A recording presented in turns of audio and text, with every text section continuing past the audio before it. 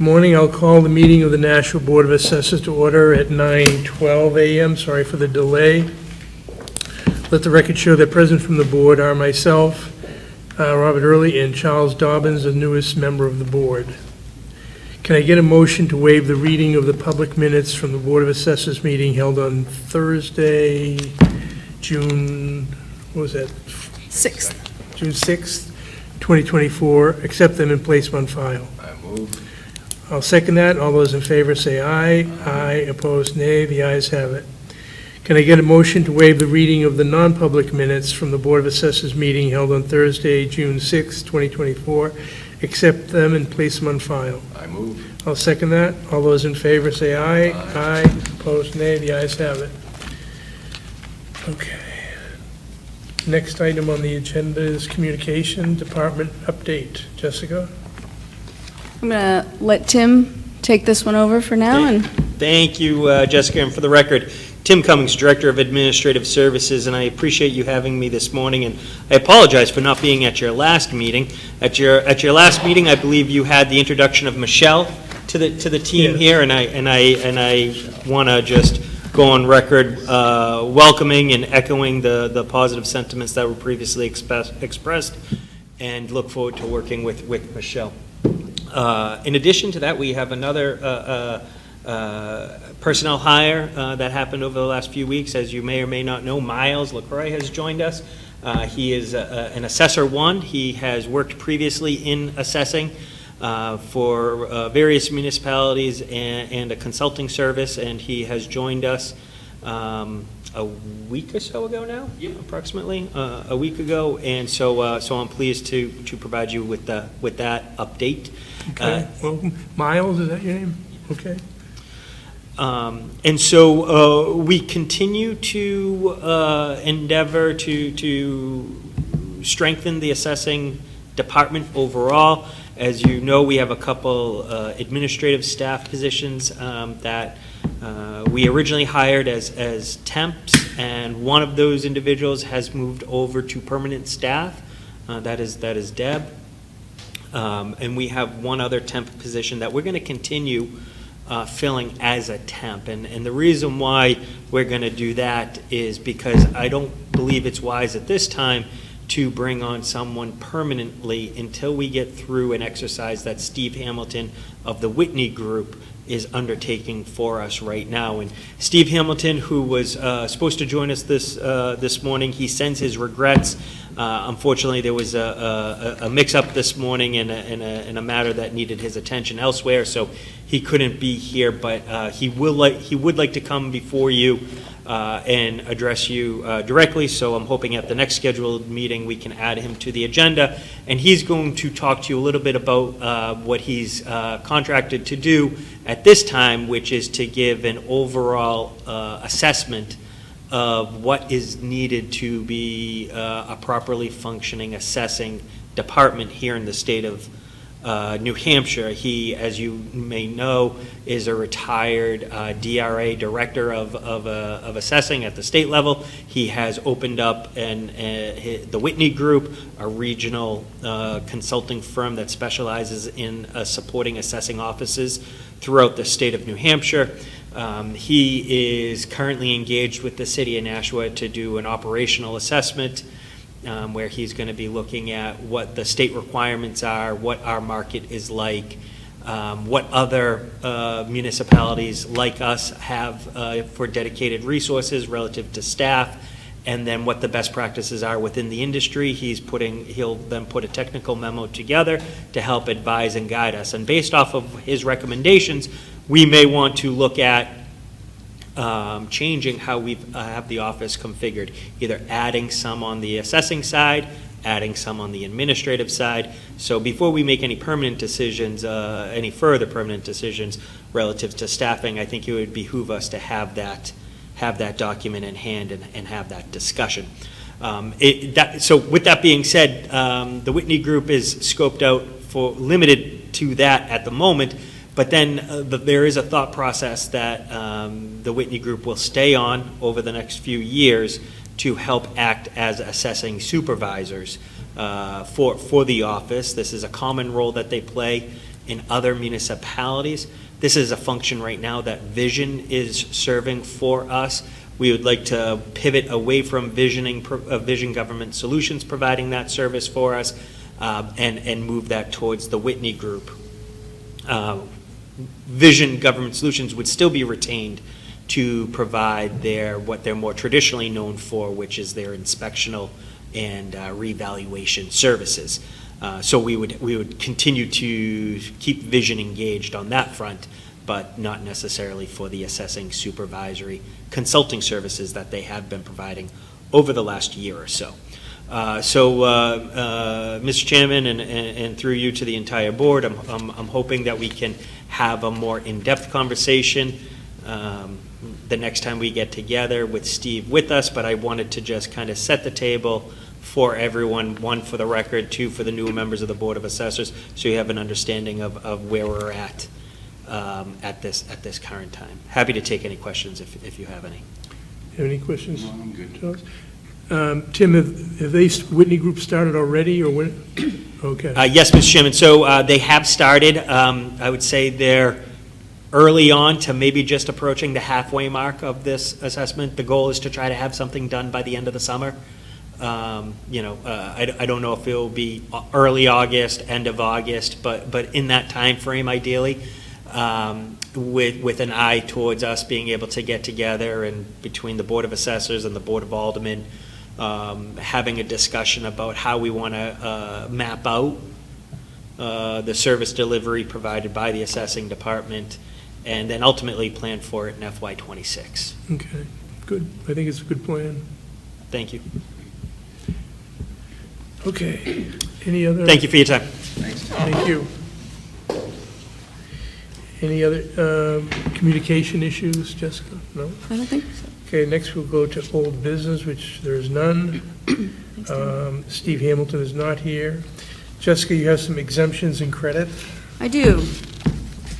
So we'll have a slate of exemptions and credits for approval, and then afterwards denial. This first slate, all of these exemptions are the exemptions that came into the office after April 1st, and they've been reviewed by the staff and recommended for approval. As you see, there's a group here of veterans credits, disabled veterans credits, all veterans credit, and solar. And we are recommending that all of these folks listed are approved for their exemptions that they've applied for per the list provided. I just have one question on, if you look, you get disabled veterans credit. All of the disabled veterans credit recommendations, they also appear under the veterans credits, except for one address. Why isn't that? I believe, I'm testing my memory here, but, so these are the two you are able to receive both of. So the veterans credit and the all veterans credit are sort of the basic veterans amount, which the city has upped to $750 per year from $500 previously. And you're either one or the other, depending on your criteria. If you are receiving the veterans credit, you are also allowed to receive the disabled veterans credit. You can't pair the disabled with the all veterans, but you can pair the top two there. I believe the one that is only on the disabled is because they are already receiving the veterans credit previously, and just recently became meeting the criteria to receive the disabled veterans. Okay, got it. Thank you. You're welcome. Okay, I have no other questions. Can I get a motion to approve the exemptions and credits approvals as listed? I move to approve. I'll second that. All those in favor say aye. Aye. Aye, opposed, nay. The ayes have it. Great. Next one, Jessica. So the next one, there's only one here under the denials. Do we do This- the solar credits? Solar exemption? They were on the We're including first them in? I thought we group. just thought those were just. I did list all four categories. Okay, my bad. If that's okay. Yep.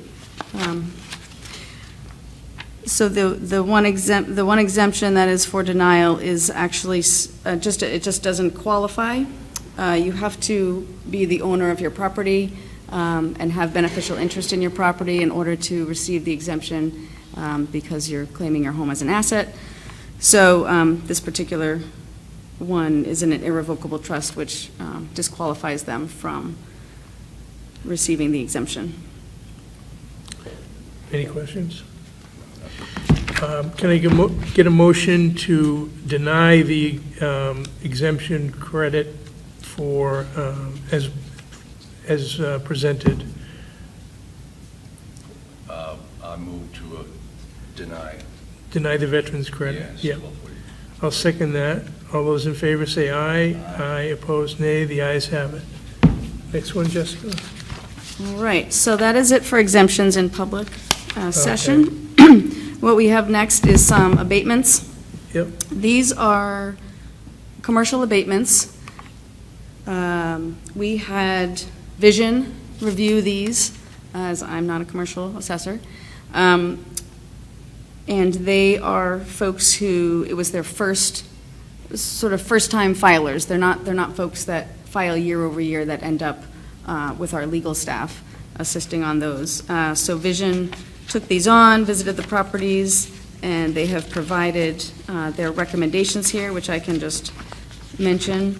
The first one here is for 82-92 Amherst Street. The recommendation for this one is to grant the abatement based on the condition of the property. Data correction was made after the visit, and the condition was reduced. You can see on the documents here, it reduced the value. So this is due to a data correction. The abatement is recommended for 82-92 Amherst Street. Any questions, Charles? Yeah. This one, so he comes in, we've got a 2023 assessment for 2.3. His opinion of value is 1.9. After reviewing the assessing notes, it's been established that the exterior and 4 to 5 units have been updated, leaving the remainder of the units without updating, therefore in average condition. So did we have it credited, because it looks like he improved the property between those years, and he's saying I should have an abatement because the ones that I didn't improve should be taken into consideration. I mean, we knew it was a 2023 this property was built probably over 100 years ago. And he improved the property significantly. I watched him do it. Okay. And now he gets an abatement and a reduction in the valuation. I mean, but this is an income-producing property. We don't see the income. We don't see what he did. And they're recommending that we agree with that change in valuation? It doesn't make any sense. Well, I think they gave it a better appraisal, assuming the whole property was had been improved, when in fact only 4 or 5 units had been improved, and now and the remainder of the units are in fair to poor condition. Okay, is that? So the person who reviewed it changed the condition of the property, which had been good in our notes, down to average, as some had been improved and some were actually less than average, probably as more of a median. Yeah. It looks like they received a grant to renovate the exterior, and possibly it had been moved to good by only reviewing the outside and assuming the whole thing had been renovated, but it's a little bit of speculation on my part. That's just my interpretation of his notes here. The value, like you said, it was at 2.3. They wanted 1.9, so we're at 2.24 with this partial abatement. But do we look at the income? I don't know if he did. I mean, we normally do when we're doing. He improved 4 of the units. I'm sure he went up on the rent. Right. I mean, that's not how you value multifamily property. If that were the case, then this property should have an even lower valuation, but it doesn't. because the guy's making money hand over fist, that place is always full.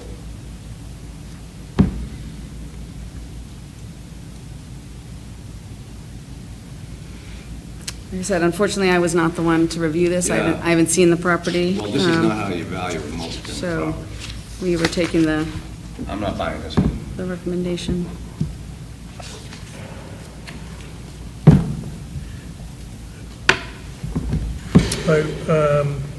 I guess maybe we'll table that abatement request till we get some more information. Will Vision be able to, Just get a trailing 12. What's that? Just ask for a trailing 12 from the homeowner, the property owner.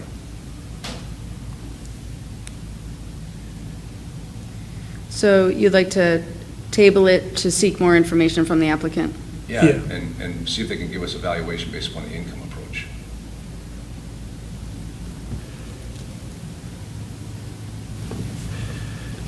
We will, so we'll send them so that the, July 1st is the deadline, so we'll just send them a deemed denial letter seeking more information and Yep. knowing that it can continue to be worked on Yeah. if we want to present it again in August. It doesn't mean it's dead in the water, but Yeah. more information is required. Okay. okay, the next one is 5 State Street. All right, so as a theme, I believe there's basically 4 more on here, and they are all being recommended by Vision staff for denials.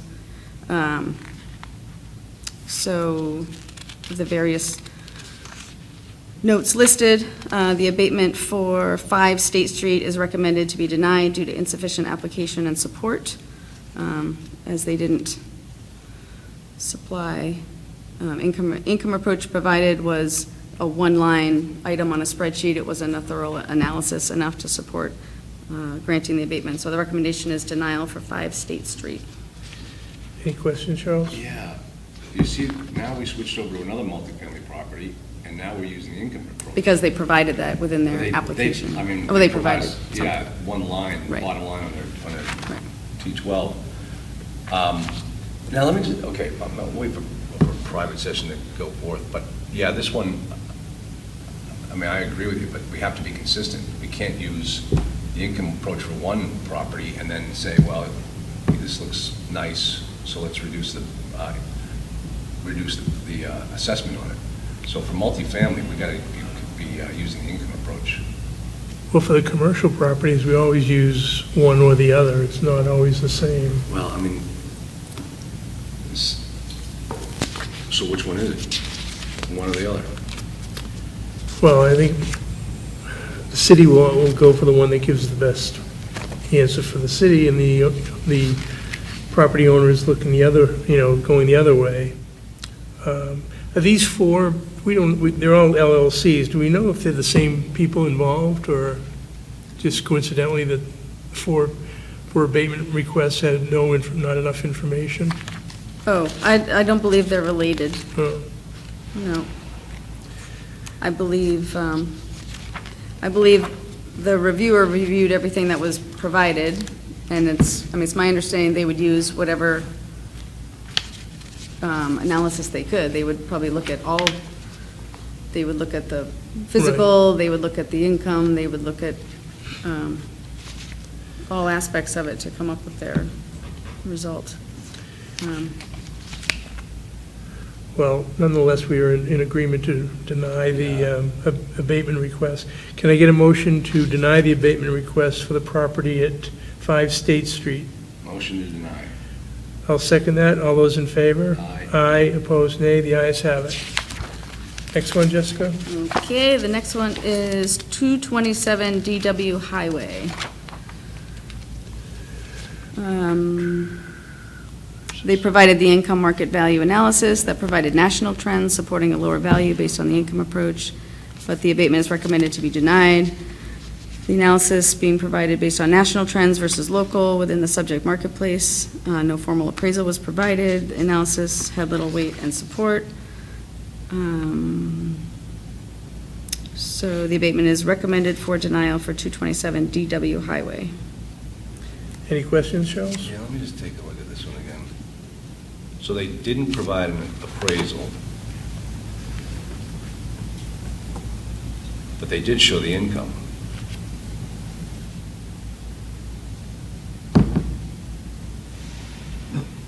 But they did show the income, but it said that they lacked support for the loss of income. Is that a criteria for an abatement? Like, if I show you why I lost money?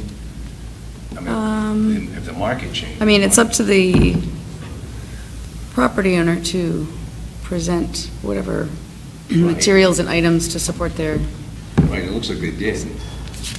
But I don't have it in front of me, Right. so I can't confirm Well, or they say it deny. here, we'll go by this record here, they do provide It it, says they provided some national market trends right? And so they, as opposed to local right, market but look at trends. that last line, it says that they, with no support for loss of income. So they showed that there was a loss of income. I don't see that, I'm sorry. On the page, Oh, I got you. you got it? No support for loss of income. But obviously, there was a loss of income, because they're claiming it. Vision is claiming it in their response here. So if the guy lost income, the value of the property should have come down. They don't necessarily have to show a reason why they lost the income, vacancy, concessions, what have you. But, I just said some of these answers just don't make sense to me. Like, it sounds to me, based upon this guy should be getting an abatement. We gave an abatement to the guy on Amherst Street because his units were older. Condition factor. Exactly. But So that wasn't anything he close. gave a reason for it, this See, but that's my person. point, his income could have gone up.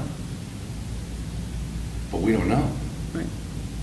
And here, this guy, the record clearly states his income came down. So his value should have come down. I don't Unless he know. didn't, unless he just said, I mean, I don't know. No, He said the income went down, but didn't show any support. Vision is making the claim that they see a loss of income. Oh, I read that as the Okay, applicant might have said. The first that. page is not from Vision. The second page is, well, They're both from Vision. Yeah, the abatement recommendation, so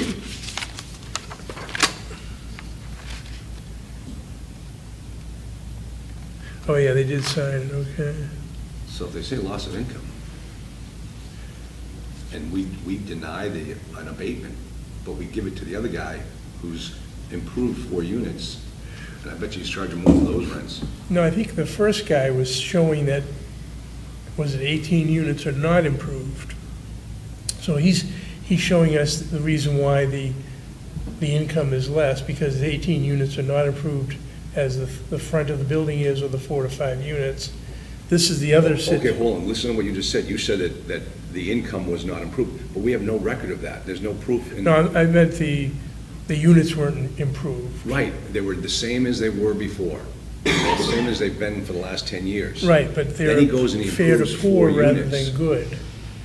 The assessment, the appraisal said it was in good, the building was all in 100% in good condition. I know. He's claiming no, 80% or more of it is in fair to poor condition. And we never look at his income. We never see what happened, what change of income between the unimproved and the improved. But over here on this guy's, we're now saying that his loss of income doesn't justify an abatement. It's like there's no consistency in the appraisals of these properties, how we look at them. I don't see how the guy on Amherst Street should be entitled to an abatement.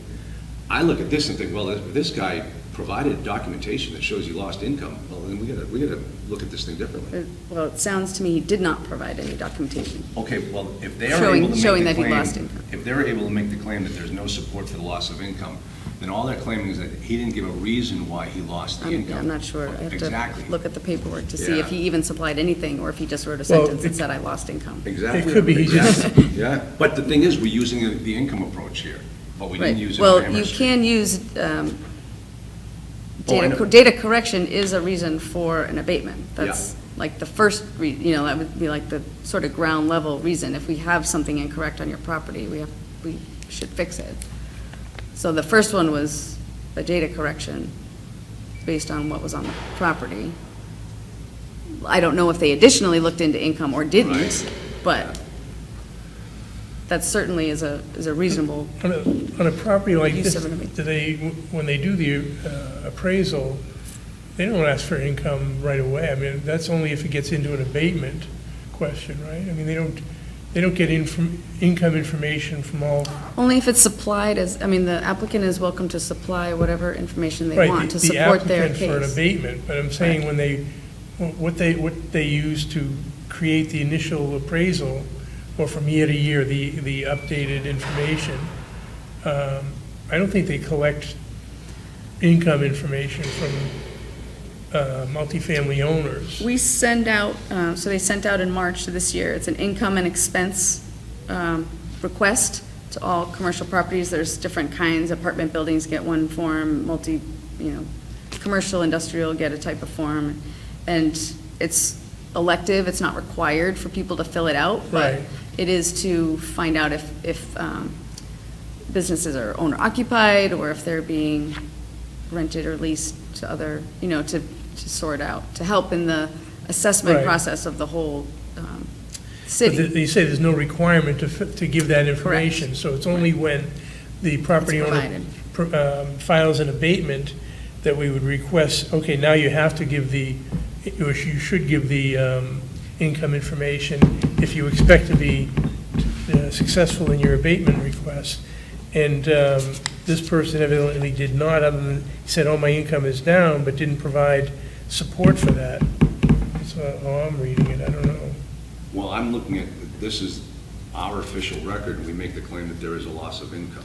And the only issue is that they didn't provide support for the loss of income. I'm reading it differently. How do we know that, I'm looking at it, I'm trying to read it in the broadest sense to the benefit of the taxpayer. And he's saying that there was a loss of income, we're saying that there was a loss of income, but no. We're just repeating what he said. The owner said had a loss of income. The person from Vision said, okay, give us information on that, and he didn't do it, refused or failed to do it. So without that, just the fact that you said you had a loss of income, if you're not willing to provide that information, then why should you get the abatement? let's take a look at the whole, let's be consistent here. I mean, we don't see the written request or the abatement request that's filed originally. That may have had some information on it. I don't think so, but. Yeah, do we have anything that he gave? Do we have the full record, his full record of what he Not provided? up here, we'd Okay. have to go back. So we don't Down usually and see that. see. We see after it's been processed and a summary of the information, but All right.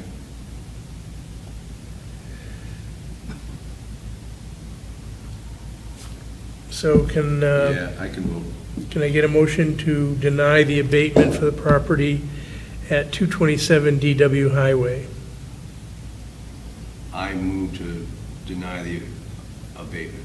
I'll second that. All those in favor say aye. Aye, opposed, nay. The ayes have it. Next one, Jessica? Okay. The next one is 3 parcels by the same owner, all on the same street. So this one is also, let's see, That's I believe it's an 22 Marshes. I believe it's apartment complex on 412 and 16 Marshall Street.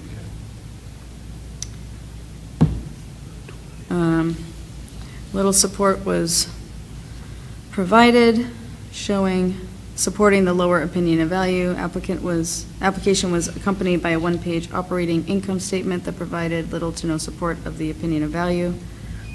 After review of the operating income statement, it was granted it was not enough support. So the recommendation was to deny the abatement due to lack of support of the opinion of value. Okay, this is, here, the guy gave us an income statement. I mean, you just give me an income statement on a multifamily property, especially one like this, I can tell you exactly what it's worth. What cap rate are we using? Well, he didn't provide that, right? He doesn't have to, that's the market provides that. What cap rate are we using as an office for Class A multifamily property? He provided us the trailing 12. Simple calculation.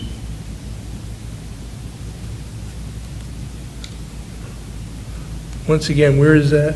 Where are you seeing that? Right here. The applicant provided little reasoning supporting a lower opinion of value. That's the revision's opinion. Application was accompanied by a one-page operating income statement. And Jessica just said that when they send out the request to the owners on multifamily property, they send out, an Right. income expense. So he provided it back to us. But evidently, it was insufficient. One-page operating income statement. That's all you need.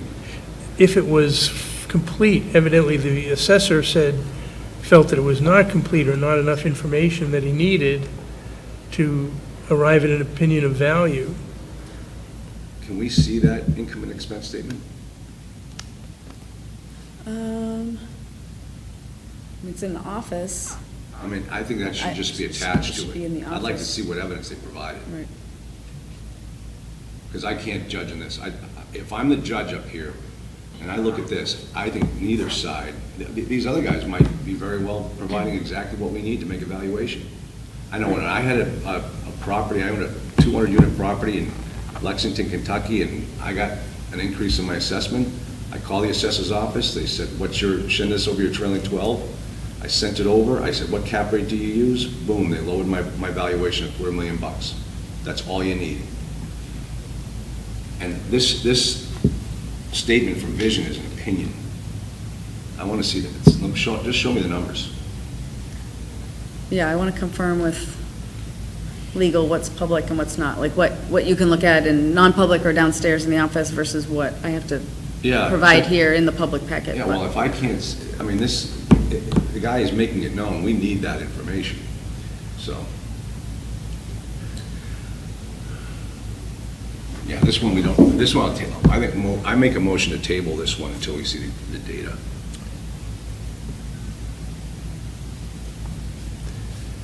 I mean, I don't know, the assessor, we have to assume is qualified to review the information provided by the property owner.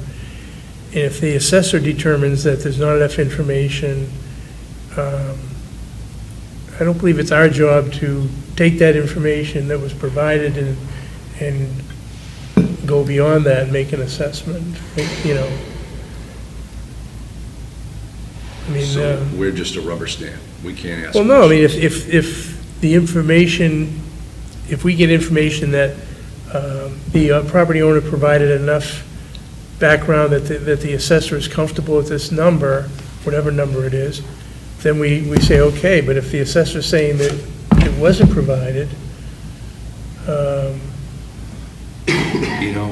In one document, they say that they received, hold on, let me find the wording. No, that's not it, hold on.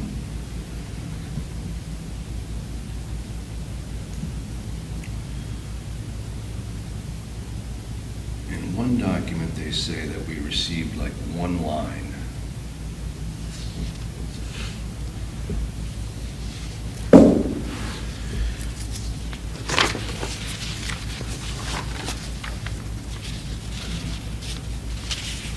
Which one was that one? Was it the 227, right before this one?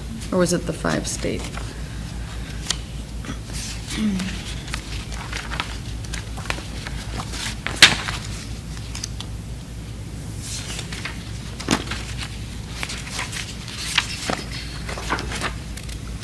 It was the yeah, it was 5 State Street, the second one 5 we State Street, yeah. reviewed.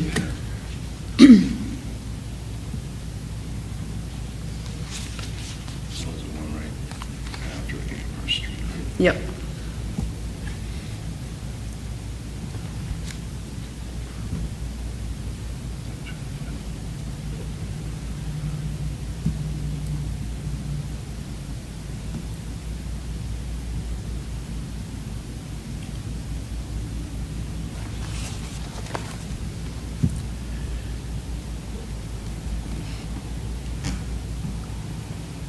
this right. The income approach provided was one line off a spreadsheet with unsupported stated cap rate. All right, I buy that one. Guy gives you one line. Show us the whole report. But then, two properties later, the guy provides the whole thing, and we said, well, that's not sufficient.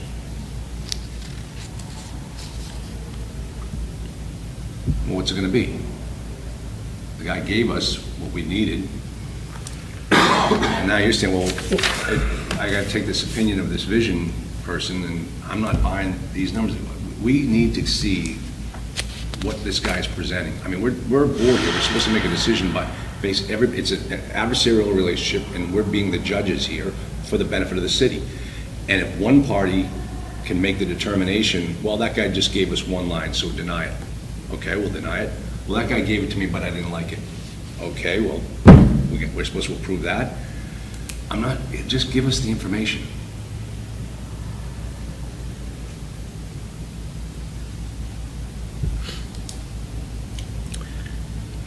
So my motion is on the table to table this one until we see the information. Okay, I'll second that. All those in favor of tabling the abatement requests for 4, 12, and 16 Marshall Street? Say aye. Aye. Opposed, nay? I said aye. Opposed, nay? The ayes have it. Okay, the last one, 525 Amherst Street.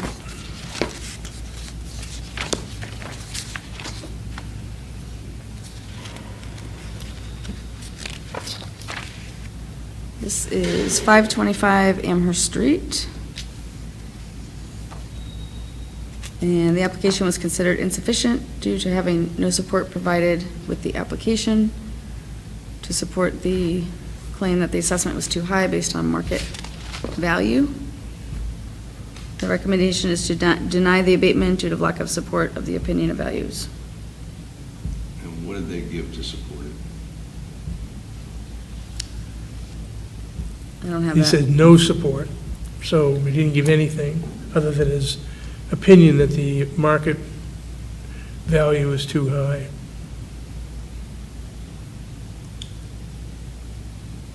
Right. I'm trying to get to it.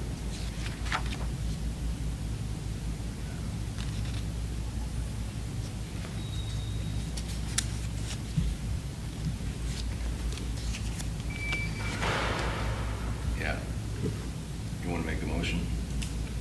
Can I get a motion to deny the abatement application for 525 Amherst Street?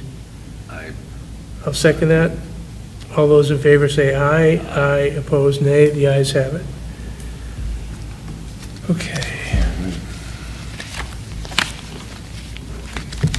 Is that the last one, Jessica? That was the last thing for me in public Okay. session. Thank you. Oh, this checking is waiting. Yep. Yes, that's coming. Okay. Next on the item on the agenda is public comment. Yes, sir. Do you have something you wish to? Why don't you sit at this table here, there's a seat here has a microphone, and just state your name and address, please. Members of the board, I am Roland Peterson. I live at 45 Dogwood Drive, apartment 203, in an apartment complex known as Ledgewood Hills. Was it 45, you said? 45, apartment 203. And I have lived there approximately 20 years, maybe a little more. There's some points I would like to make. I did not receive a veteran's exemption for the last 2 years. I did not notice it the first time. And I came in this year when I paid my taxes, I noticed that the veteran's exemption was missing. So I came to the office and they said, yes, well, you didn't get it last time either. So I think in that list of exemptions to be approved, I think my name is probably on there for this year, but not for the prior year. And that's why I'm appearing before the board. I have some points to make. Is that correct? That is correct. He's on the list that you approved But for 2024. just the for 2024. 2024. So I'm appealing for abatement. refund or whatever for 2023 also. The points I would like to make are, I'm a veteran and meet all the requirements for the Veterans Tax Credit. I was approved many years ago and have been receiving the credit every year ever since. My status has not changed. I'm still a veteran, I still own the property, and I still live there. I now understand that the law provides that assessing officials may require periodic confirmation of my status. I don't remember ever being asked to provide confirmation, now or in the past. My point is, I don't remember that I've ever received it. I didn't realize that I had lost credit for the prior year until my July bill this year, when I noticed that it was not there. And I came into the assessor's office and they pointed out that, oh, I didn't receive it for the prior year either. I never received any notice that my credit had been lost. RSA 7233, Section 6 says that assessing officials may require periodic verification, but are not required to do so. And failure to provide confirmation may, at the discretion of the assessing officials, result in loss of credit. Sir, excuse me, can you give me that statute again, RSA? That's RSA 72:33 VI, Section 6.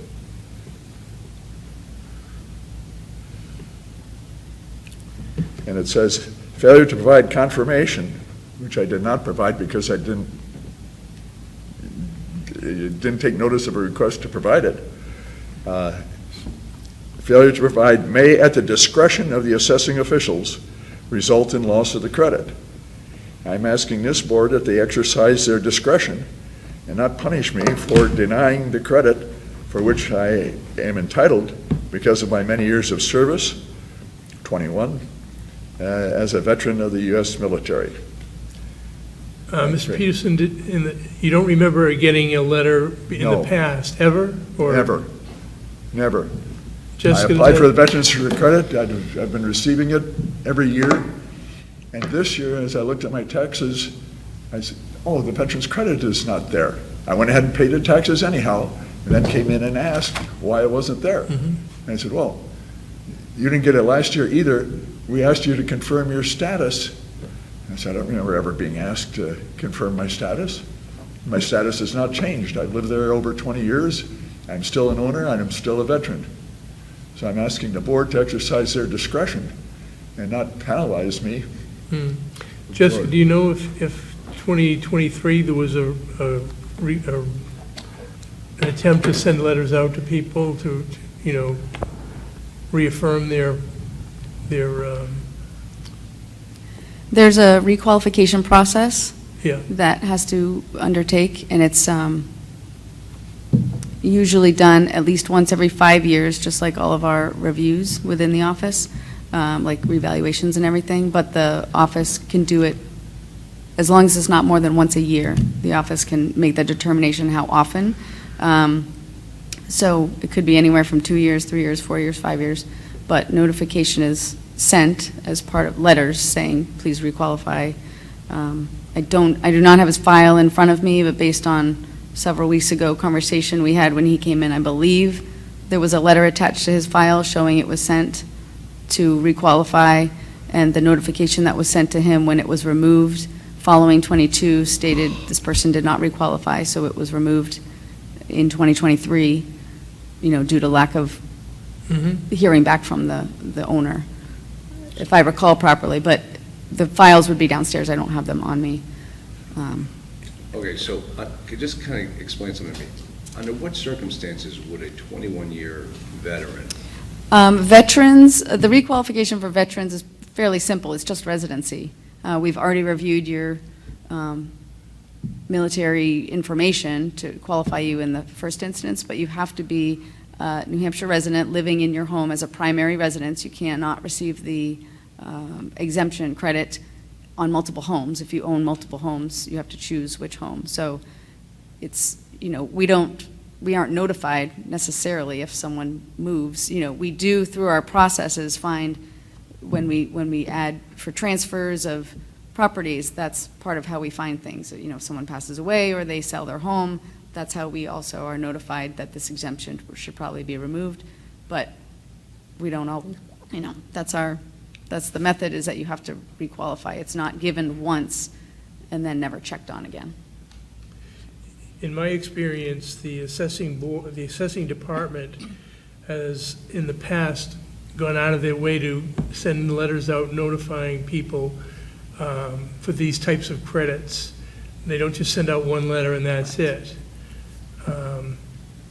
It appears that letters were sent out and maybe you missed it, and I don't know what the solution is for that.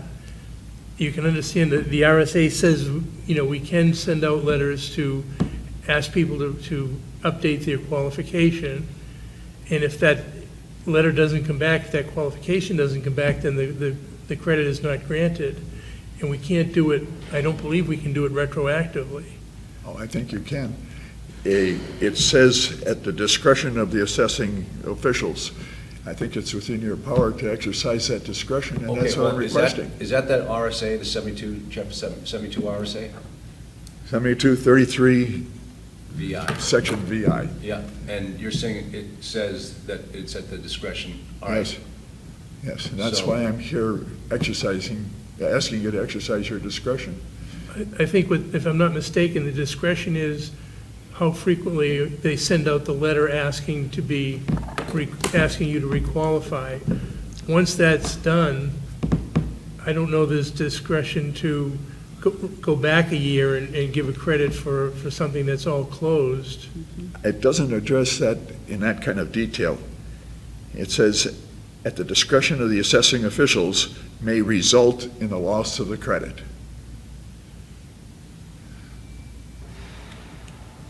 Which has already occurred So, And if and rectified. like, we went through the list today of credits, and there's also a few that were denied for different reasons. And yours most likely was, I'm assuming was denied at that point 2 years ago because the letter didn't come in. I don't know, I'm just saying, that's what I assume. Why don't we do this, why don't we look into, you know, the paperwork that went out in 2022, and we'll find out if we can retroactively, which I don't think we can, but I'll look into it. We'll have to check with people that higher than my pay grade to find out if that's possible. But I believe that once the year is done, there's not a lot that can be done to correct something like that, unfortunately. But I'll find out, and we'll get back to you within 30 days. I do think it's within your authority and discretion as the assessing officials. Well, we'll see what we can do. Okay. I'm reading the statute, and I agree with Mr. Peterson. It says failure to file such periodic statements, meaning the failure of the taxpayer to file such periodic statements, meaning the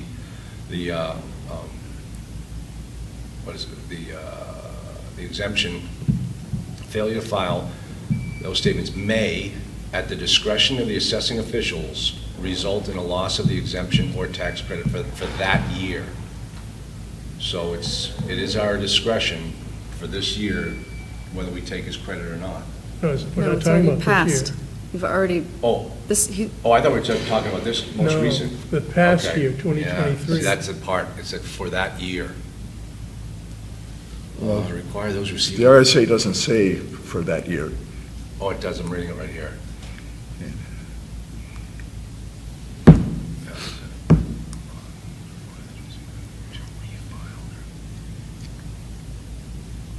I would suggest, we can have the discussion, but I would suggest we touch base with legal. We don't look at the RSA's mid-meeting and try to make a determination without addressing legal in the tax collector's office. That would be my suggestion. I believe, as Bob does, that once the books, it was voted on, it was removed. Just like an abatement, there's deadlines. You didn't come in seeking had you sought an abatement between December and March 1st of 2024, there might have been some recourse. Right. But as that date has also passed, I believe the books on 2023 have been closed. But But we can you know, definitely double-check that with the departments and legal team to make sure, we do it right. But I don't have any of that language in front of me. I wouldn't want to speak on it. So Mr. Peterson will look into it, but my gut feeling is there's not a lot of hope for 2023. That's just, we'll look into it and do what we can. I'm not accusing him of not sending it. I'm just saying that I didn't notice it, and it would be very unusual if I didn't see that and respond to it at the time. Right, but And this time, I just noticed my Right, veterans no, I exemption know. wasn't there. In the past, I just paid my taxes without noticing it. But I'm aware of, 3 and 4 times people being contacted before the deadline by the assessing department on different different, requests. But, so I can't say what happened then, but we can look into it and find out. I can be assured that, I didn't miss it more than once. If I miss it the first time, that's possible, but I didn't miss more than one. No, they wouldn't be a second letter. And what I'm saying is, if you were taken off the rolls in 2023, they wouldn't send you out a letter for 2024 to get back on the list. They say, well, he's gone, and that would be it. So it's only because you caught it and brought it to their attention. Otherwise, it would have continued, because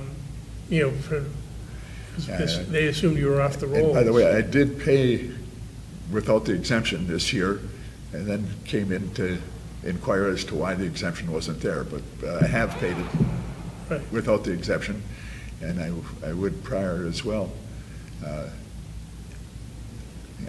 I've lived there over 20 years. I've been was a veteran of more than 20 years service, and I've asked other veterans if they've encountered anything similar. The answer is no. So it seems to be uneven. Well, we'll look into it and we'll get back to you within 30 days. Okay, and I since I'm retired, I can come to your meeting at your request or at mine at any time. Okay. Thank you very much Thank for your you. consideration. Thank you.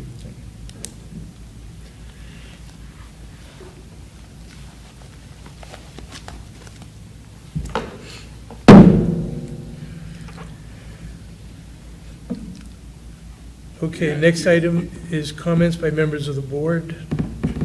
Charles, you have anything? No, I'm fine. I just have one question on this, the email and the follow-up that we have on our desk today. Rhonda said that she was told that there were about hundreds of people, plural, that didn't realize the exemptions didn't happen automatically, but had to be made manually. But then the number was reduced to 36, I believe.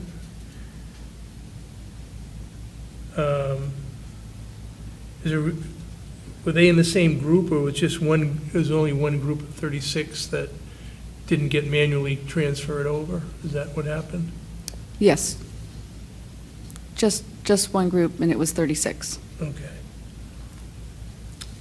All right, so that's the only question I had. I didn't know if it was, they were all in the same group, but some had gotten it turned over and some didn't, so.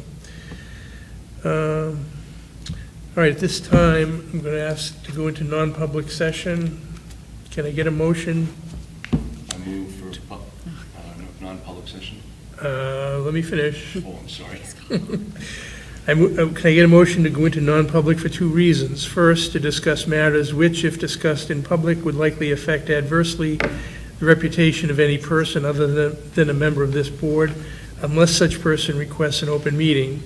This exemption shall extend to include any application for assistance or tax abatement or waiver of a fee, fine, or other levy, if based on inability to pay or of poverty of the applicant pursuant to RSA 91-A:3, Roman numeral 2, parentheses C. Second, under 91-A:3, Roman numeral II, parentheses L, for the consideration of legal advice provided by legal counsel, either in writing or orally, to one or more members of the public body, even where legal counsel is not present. The motion has to be made by roll call. Charles Dobbins? Here. Robert Early, yes. The motion carries. We're in non-public at 10:07.